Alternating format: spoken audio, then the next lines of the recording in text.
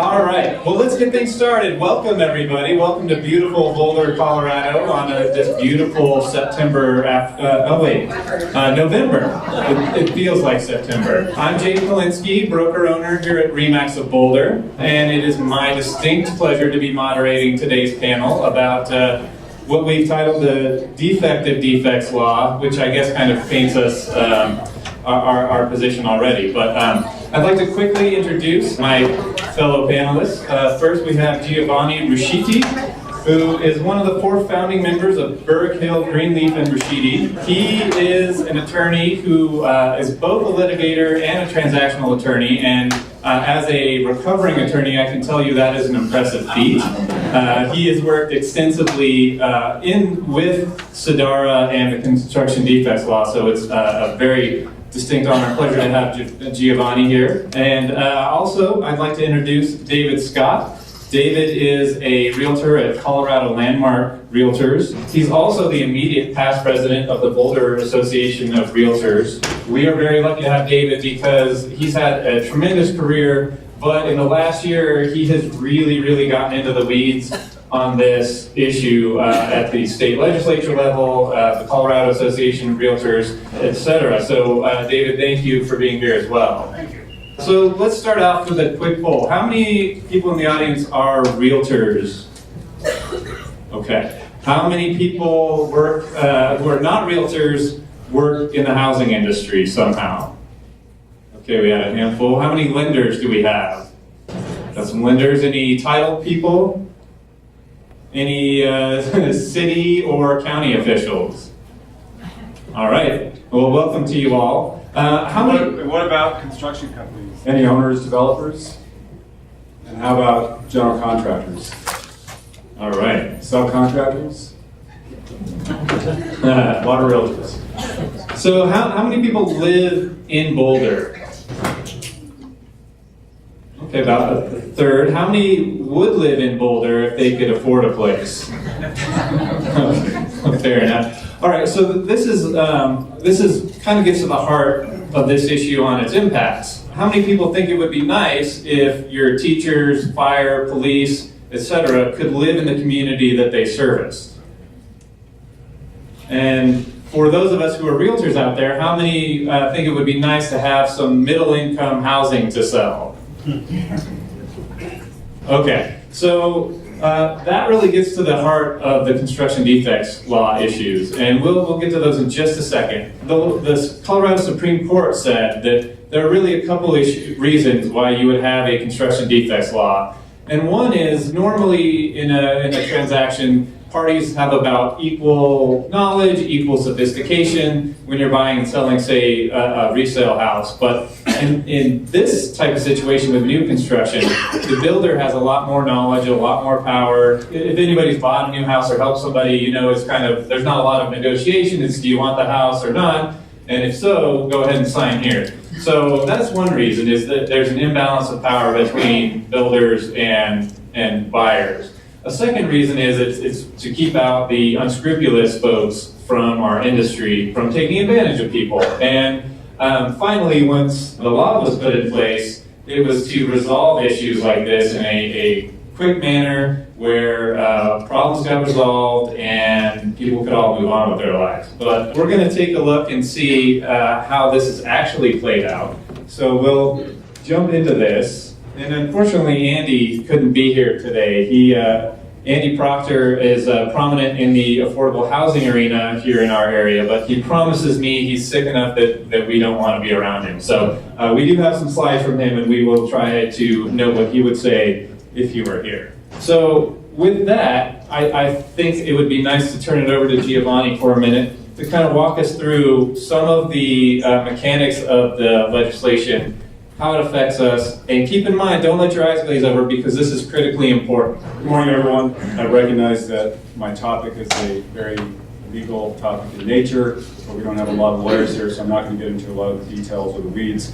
But really the issue from the lawyer's perspective is the interplay between 3 statutes, and that's SIDARA, which is the Construction Defect Act, also the Homeowners Common Interest Act, And then finally, the statute of limitations and statute of repose. What do all those things mean? Essentially, the way it works is, if somebody has a claim for a construction defect, they have to give notice to the professional that was involved. And the key part of this is the timing. So before a lawsuit is filed, a claimant needs to give notice to whoever is potentially responsible. 75 days for residential, 90 for commercial.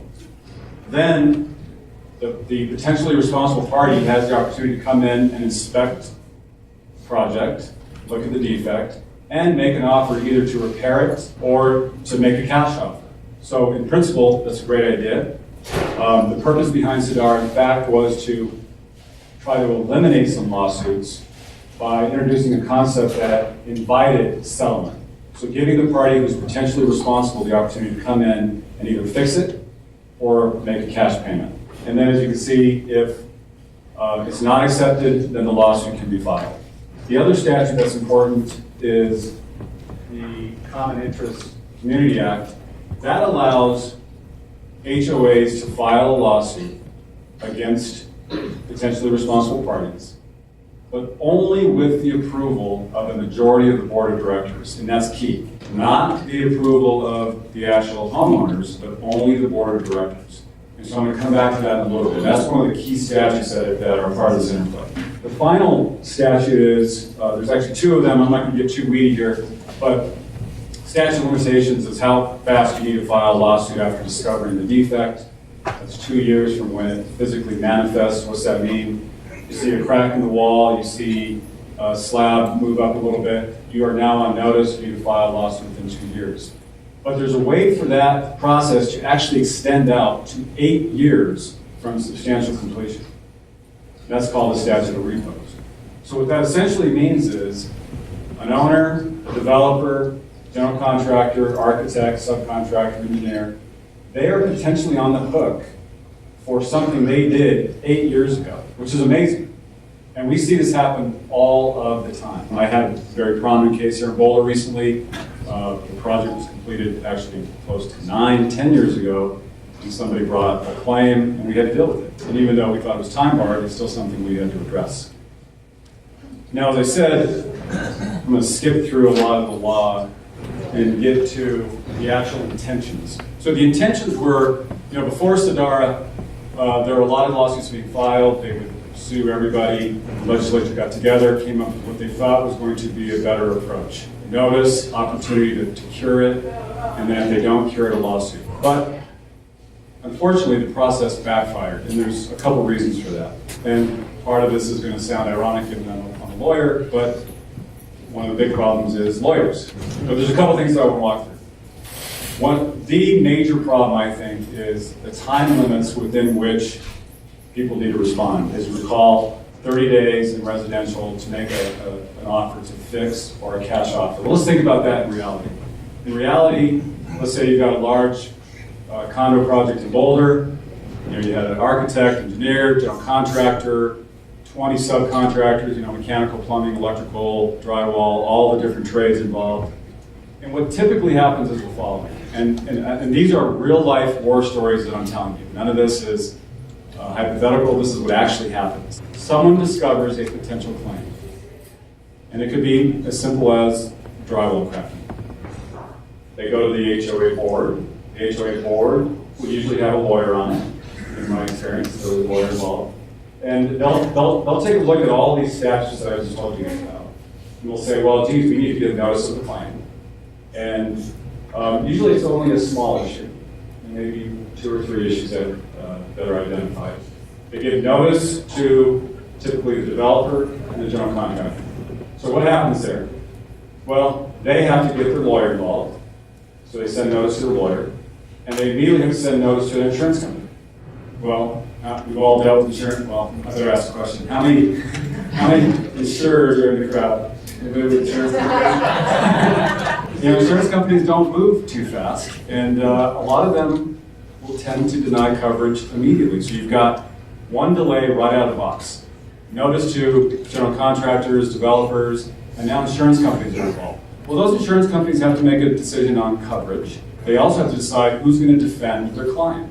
It's not always the lawyer that typically represents them. Well, then the general contractor gets this and he says, well, geez, I didn't do the mechanical. That was the mechanical subcontractor. He then gives notice to that subcontractor. The whole process starts again. Now that subcontractor needs to give notice. It goes to their insurance company. More lawyers are involved. More insurance companies are involved. And let's say, in my hypothetical, the issue was a leaking pipe. And the mechanical and plumbing subcontractor says, well, we didn't do anything wrong. The pipe failed. By the way, this is a true story. Everything I'm telling you is a true story.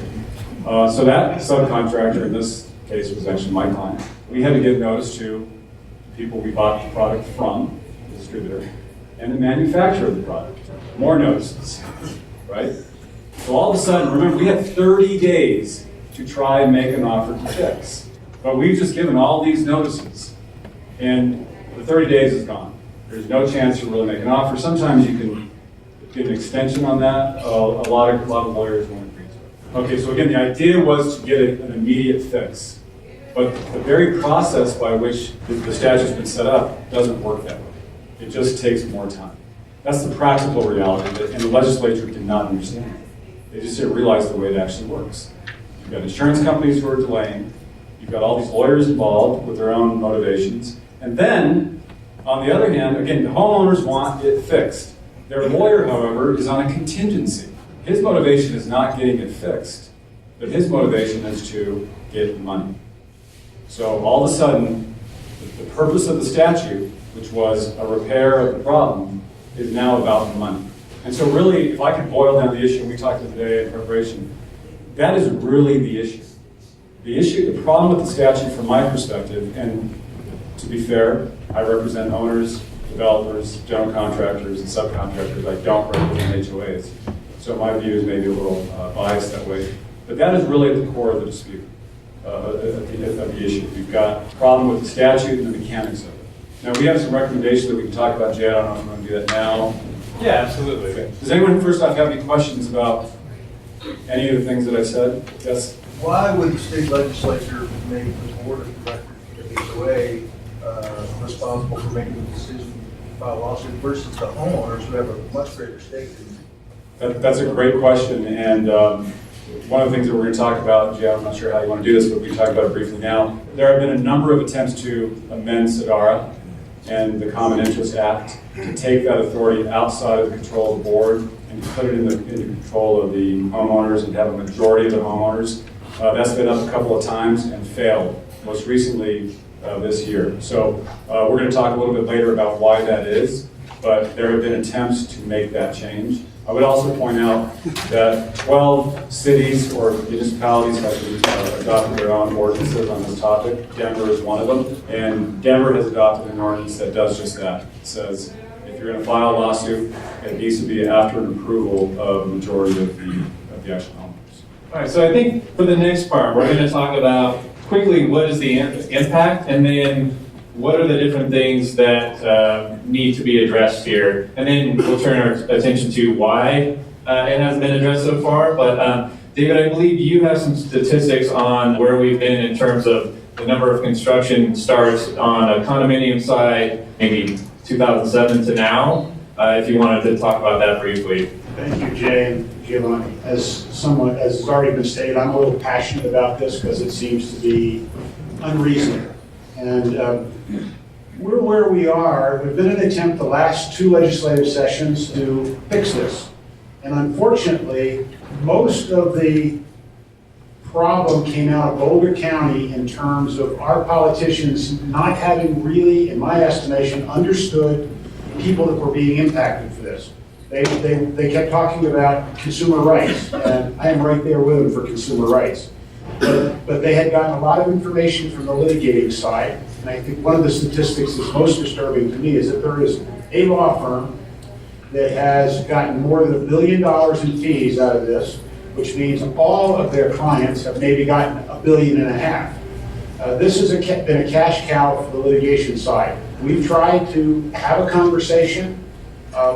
We couldn't even bring this to the floor because it was blocked by the leader of the House who was from our community. I'm not negative to them. I think they just didn't really understand the impact.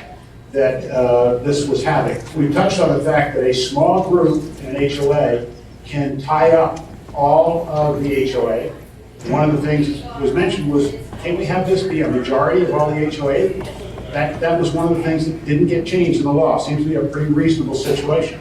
And by the way, during this time when it's tied up, it's very difficult to sell, it's almost impossible to finance, so you're putting all these other homeowners, really, they're locked down in time, right at that point. What's happened, and one of the things that we were hearing as we try to work with the legislators. Dave, can I make Yeah. a comment there? Yeah.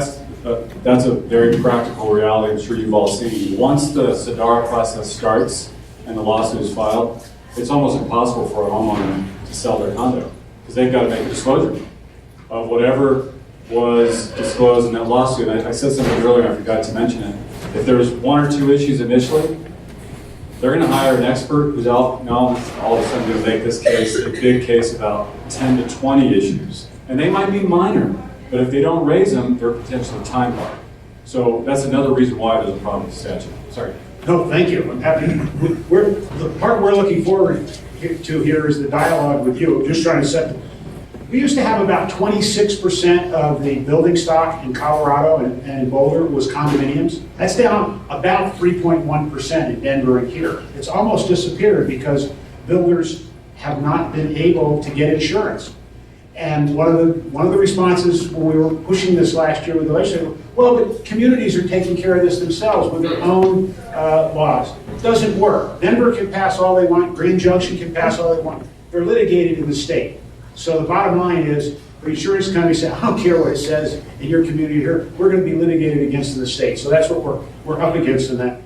This is a property rights issue, which is really important to us. Those of you, there were a lot of you out there, raise your hand as realtors. I want you to know that your dues are going to CAR, who has a team of people working on getting this resolved. I heard a pushback from our local politicians that, oh, this isn't about affordable housing. And I said, you're correct. It's not about affordable housing or deed-restricted affordable housing as we think of affordable housing in Boulder. But it is about middle-class housing, which is the biggest need we have right now in Boulder.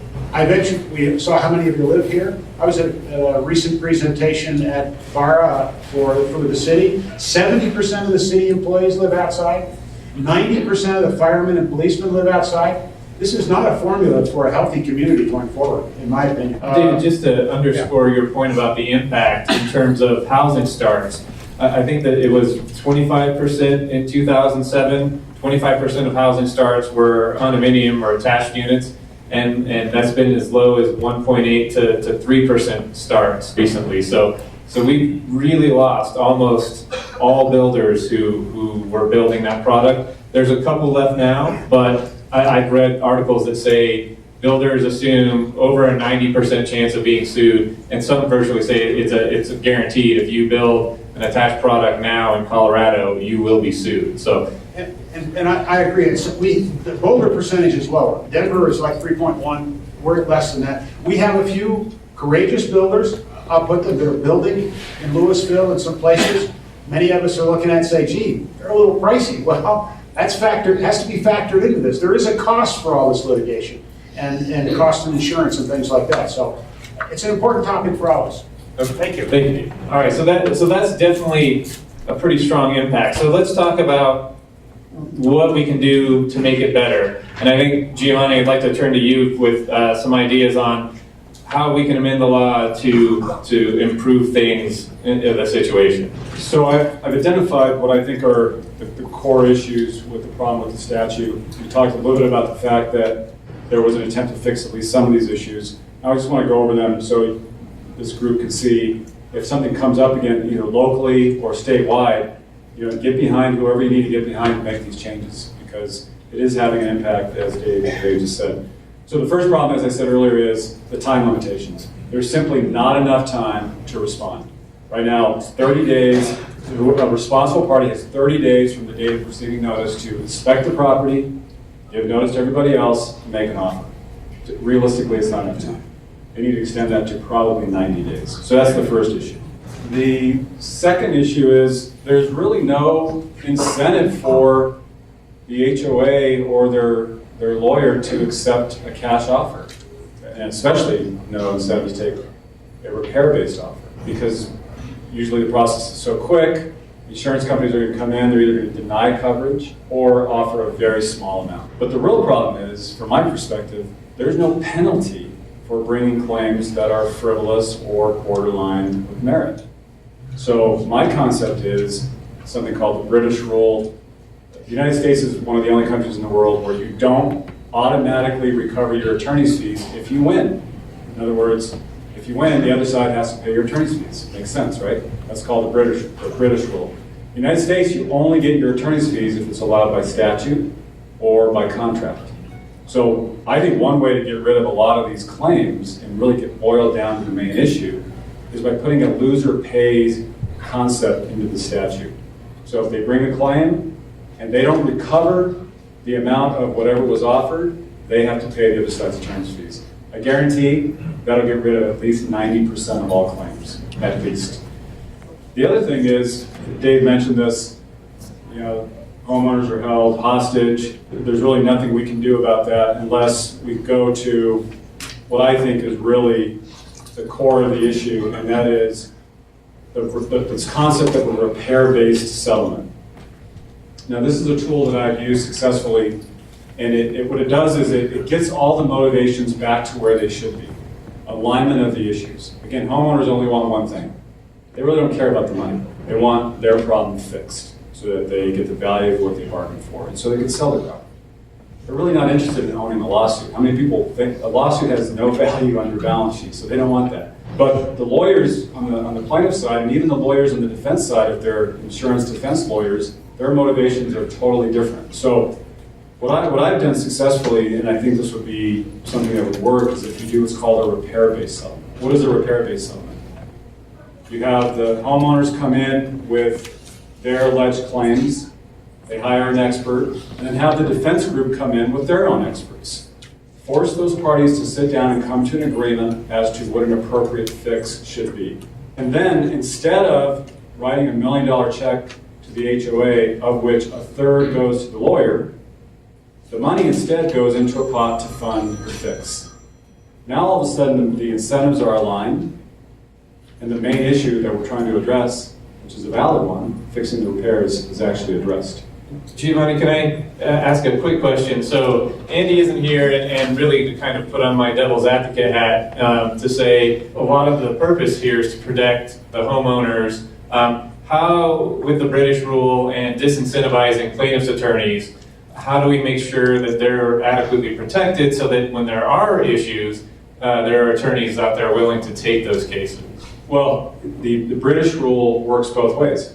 So if the defense loses, in other words, the HOA prevails on their claim, all the defense groups are going to have to pay the other side's attorney's fees. So the motivation there should be the same. And in my experience and my practice is that it is a balancing.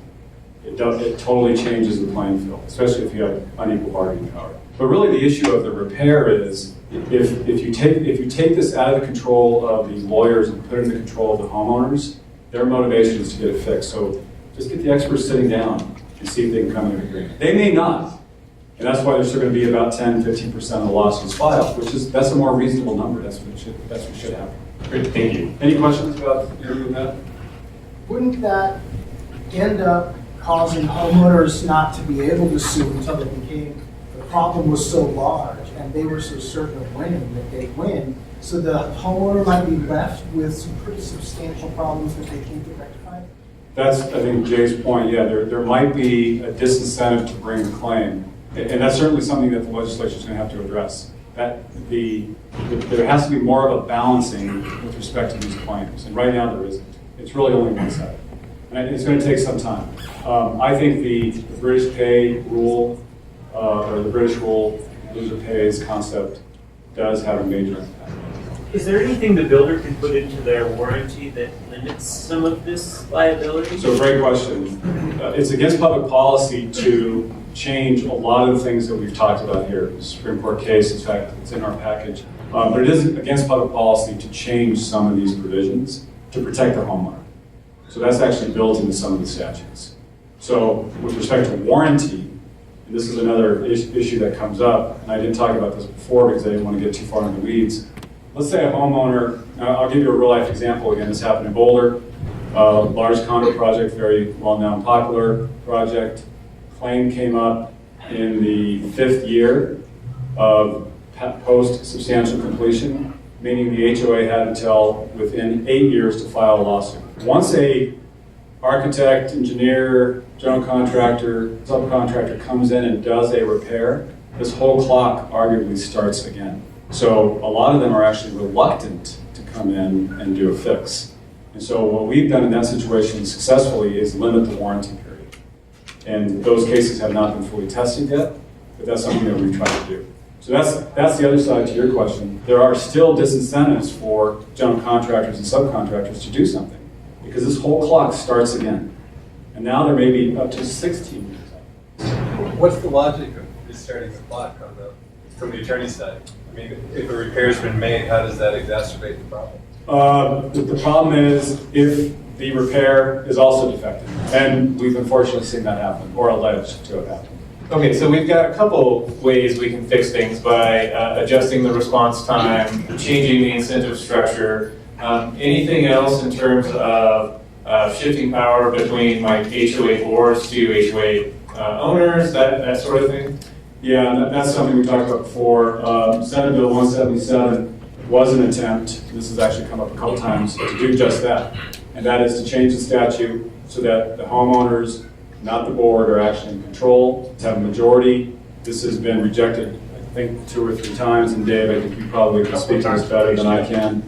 And most recently, Joe Salazar from Thornton was a swing vote on this, and you can see he just thought that this tilted it too far the other way.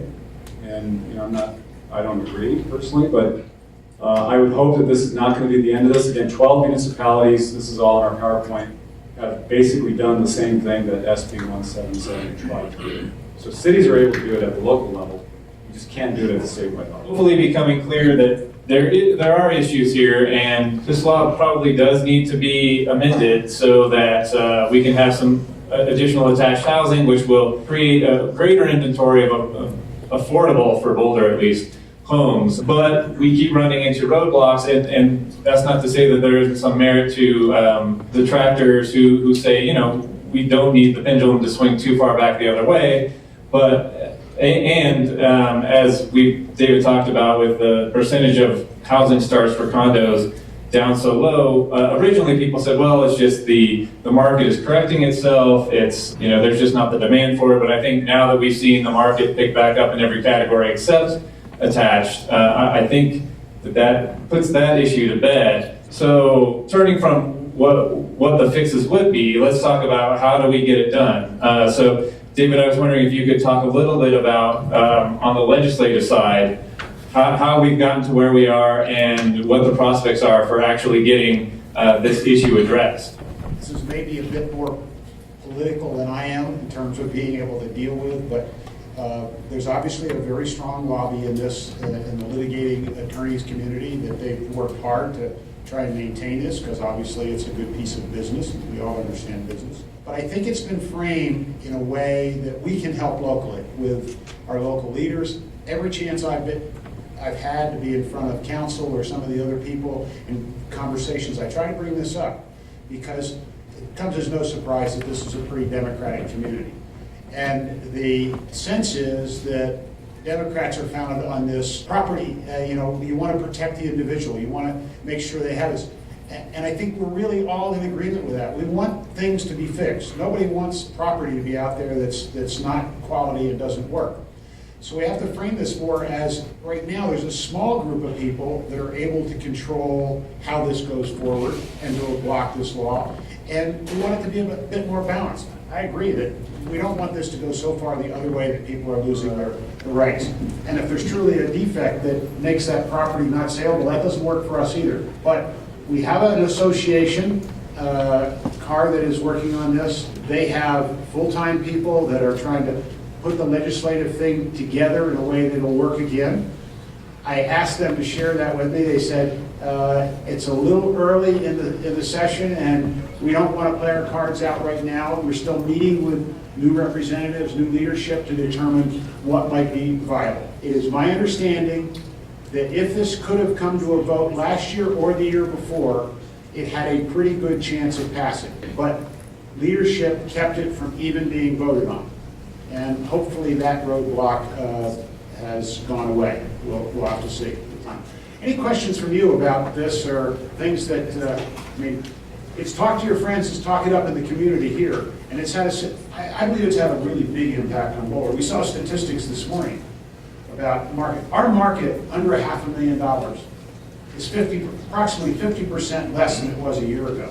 It has just gone away. This would be an opportunity to bring property back in, not necessarily much below that, but in an area which means we could have more Boulder affordable property. Dave, one quick question, just in terms of, I know there's been the local municipalities who have passed some of these fixes. Can you address why that's not sufficient for the municipalities that want them to address it that way, and why it has to be a state-led solution? Yeah, basically, it's a great idea, and Denver had pressure, so they passed it. I think Grand Junction is another community that passed it. But the problem is that the litigation that the insurance companies face is on a statewide basis. So they don't get protection if it's just a city, because they're going to be sued and they have to defend on a statewide basis. So the insurance companies say, unless it's the state law and the state changes these things, it really doesn't help us very much. And this was something we heard. They said, oh, well, these communities they're tackling it themselves. It's going to get fixed. No, it's not going to get fixed because it's not the fix for the problem. Yes? Is there a product that was built 7 or 8 years ago and held for a rental inventory to let this time period pass that will now be coming online in the near future? Giovanni, I think that's a question more for you. Is the question, is there a property that might be now converting to, Yes. I'm certainly aware of a lot of projects that are in that period of time. I'm not aware of any of them actually going through or considering the process of converting. Does the warranty start from the day of conversion, or is it from the initial occupancy? Well, the statute of limitations, again, I don't want to get too weedy, is 2 years from the physical manifestation of the defect. So once you see something, you have 2 years to do it. However, if you think about most projects, you may not actually see that defect until year 3, 4. And so there's something called the statute of repose, which is an absolute deadline from the date of substantial completion to bring the claim. That's 6 years. So once substantial completion occurs, no matter when the defect manifests, you have 6 years, one exception. And that is if the defect manifests in year 5 or 6, then 2 more years gets added, and that's how you get to the 8 years I talked about before. So if it doesn't come to market until after year 6, is that safe? It's after year 6, so the end of the 6th year, it should be safe. Having said that, I had several claims just like this where we were way past the statute of repose. Lawsuits were filed, a massive one in Denver, the Glass House Project. Who's familiar with the Glass House Project? Okay, 400 units. I represented the main target in that case, and it took a year and a half to finally get resolved, and there were very good defenses there to statute of repose and statute of limitations. You know, when people say, is that a guarantee that, a claim won't be filed after 6 years? What I always say is, there's going to be some creative lawyer who's going to come up with a way to bring the claim. Again, the people that are building cash dwellings, condos, where are they getting their insurance from? What kind of premiums are they paying? I'm not sure about the premiums that they might be paying. I do know, as Dave mentioned, a lot of developers are out of the game, and I've got some clients, subcontractors especially, who will not build in Denver, who will not do condo projects anywhere. And we're not talking about mom and pop companies, we're talking about $100+ million companies. They just won't do it, they won't take the risk. The main reason why is companies that size, their insurance works as follows. They will typically have a very large policy, but their deductible or SIR is typically $500,000, meaning insurance doesn't come into play until $500,001. Well, they're paying me a lot of money to defend the case up until that point in time. So they're just saying, you know what, we're out. One of the, as I've tried to understand this problem, and I've met with some builders, and there was a local builder who was one of the first ones that had a problem. He got a product that he put in his units that was defective. And when it was recognized, he quickly jumped in, he wanted to fix it, came to the understanding that it would be about $1 million to fix. And he and his insurance were willing to do it. Was flat out rejected. The end settlement was $6 million, okay, of which this could have been made right, but had to go through the whole process. It's just, it's the balance that we're talking about here. We're always the bad guys when it comes to things. I think people want to think all we want to do is put money in our pocket. We really don't care about the consumer. But the truth is, by and large, we're trying to do what's best for all of our clients and property rates and what have you. And this is one of those issues that the pendulum has just swung way out. And it's costing our community specifically, I believe, a lot in terms of the quality of life here and the quality of life as we go down the road. To follow on that last question, is there, I have a lot of clients that ask, is there some time that an apartment building after it's built will be a candidate for converting to and avoiding the cigar issue? Is that a possible fix or impact on the investment market? And I think that's a similar question to what we heard before. It's the 6-year period, the end of the 6th year. So the beginning of the 7th year, you can start thinking about it. But you have to go through the following process. You have to really work with the homeowners to find out, or in that case, the apartment occupiers, if there are any known claims. What is actually known out there? If there are known claims, alleged defects, I'm not sure that's going to solve the problem. I guess my question is more of a real estate question. Are apartment building owners considering converting them to condos at some point? That's a good question. It's my impression, I would say this is more conversational, things we hear, and that there's a sense that a lot of the apartments that have been built, and we've certainly seen a lot of them come online, were built with the concept that if this law got changed and time went by, they could be converted to condominiums. There may be interest in this happening a little sooner. I think it's no surprise at this point that we're seeing more rental vacancy than we've seen in quite a while in the market. Rental rates had gone up to where they were pushing people to think about, gee, maybe I better buy rather than rent. We may be seeing a little bit of change in that area. I certainly see a lot more rental signs around town and buildings. People that normally put up a sign that was gone the next day, it's still there 30 days later. So the environment may be changing.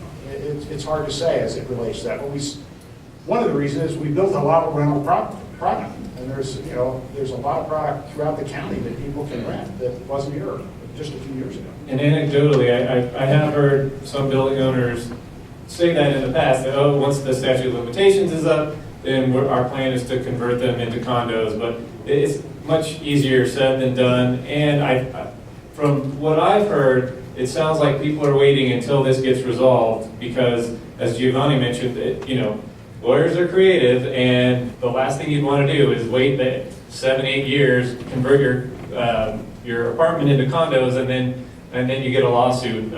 Even more than that, 8-9 years past when you built it. So that's what I've heard from a lot of building owners, developers in the area that theoretically, yes, they would convert, but I think there's still enough uncertainty with the law as it is that they're holding off. Other questions? Yes.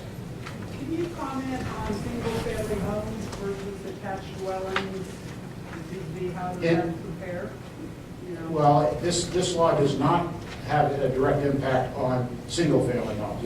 It's basically attached. So I think Giovanni's better. Well, the Sadara statute, remember I told you there were 3 statutes that were interplaying. 2 of them do apply to single-family homes. Sadara, so any type of construction defect claim has to follow Sadara. Also, statute of limitations, statute of repose applies to any type of case. So the only one that doesn't apply is the common interest statute, which is dealing with boards of directors for HOAs. But otherwise, it's the exact same process. And But the incentive is not as great in a single-family home because the amount of resources to get paid for the litigator, my assumption, are just not there. Correct. It's essentially on the HOA side a class action lawsuit in a way. So you find that one homeowner who's got an issue, and once you get your foot in the door, well, then you can talk to everybody else and see what else they've got. So it's a magnifying effect for the attorneys. One house at $800,000, you might get something for a defect, but 50 units at 300,000, then all of a sudden the issue becomes on a much grander scale. And I'll give another war story. The alleged defect was efflorescence on the outside of the building. That was the initial claim. Lawyer got involved for the HOA, got some experts involved. Next thing you know, we had a slab issue, we had a piping issue, we had all these different issues come up, and we had a small issue that was maybe $100,000 turned into a $10 million claim. That's another real-life example. Yes, sir. What's the difference between a construction defect and a, punch list for new construction? And when is it considered to be a construction defect? Well, that's a great question. A construction defect technically is defined as something that does not comply with the plans and specifications or up to the standard of care in the industry. And so, punch list, we all kind of know the difference just generally of what a punch list item is. Punch list items generally don't give rise to a construction defect because they're not material. So the test, I guess, is materiality. How big of an issue is it? And just to quickly bring this back to kind of the Boulder Valley, since this is what our real estate conference is all about, they're going through the comprehensive plan for our area, talking about where in Boulder should we have some more development, more infill, should we go out east and allow some residential, some high density residential out there. Well, in essence, it doesn't matter what we decide on those fronts. If we don't address this problem, that product won't get built, even if we approve it. So this is kind of, in terms of issues facing us, this is about as big as we get, kind of regardless of what we fight about for our 1% growth here in Boulder. So I just wanted to point that out in terms of, as we're conceptualizing this in our priorities, where does this fall? As we're thinking about the community, I think in many ways, we've had some of the same kind of issues that our country has had, is that we want this, somebody else wants this, and nobody wants to compromise. And unfortunately, we can't have 60,000 people a day commuting in, we can't have 100,000 new people coming in, and job situations without making some adjustments, some way. And those adjustments may be building some of these attached units that maybe go up 3 floors with an elevator and a small footprint, 1,500, 2,000 square feet, condominium, but 3 floors. You get a lot more of those in place than you could under 2 floors or 1. So there's things like this that we may have to start bringing a different vision to, rather than everybody saying, I want to make sure I maintain the flat. There are ways to maintain the flat. Boulder Realtors and others in Boulder were behind supporting Yes in My Backyard, which was an international conference held here this year. The purpose was to talk about this in all the other communities around the country that have the same problem. And it really comes down to, we have to have a little give and take to probably get to the solution that's going to be good for our kids. Most of us would like our kids and our grandkids to be able to live here. What are the chances of that? So are there any more questions from anyone?